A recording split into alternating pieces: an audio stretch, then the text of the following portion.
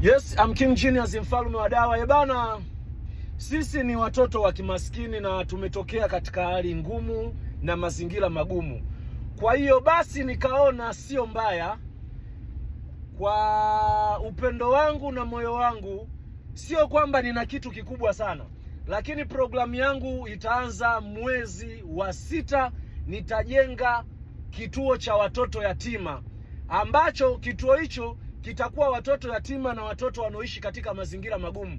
Jamani, tulipotoka tunapajua, na sisi tumeishi pia katika mazingira magumu, na tunajua shida, mateso na dhiki na umaskini katika jamii yetu na katika maisha ya watoto wanaopitia.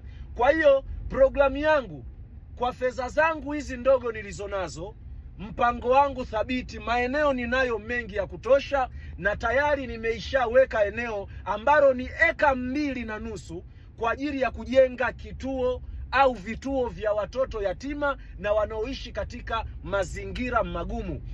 Mimi kama mimi Taz Genius nilipotoka napajua. Kwa hiyo nimeamua kwa upendo wangu, mwezi wa 6 au wa 5 naanza project hiyo kwa fedha yangu mimi. Lakini pia ukipenda kuungana na mimi itakuwa jambo zuri. Lengo ni kuwasaidia watoto waishio katika mazingira magumu na wale watoto yatima.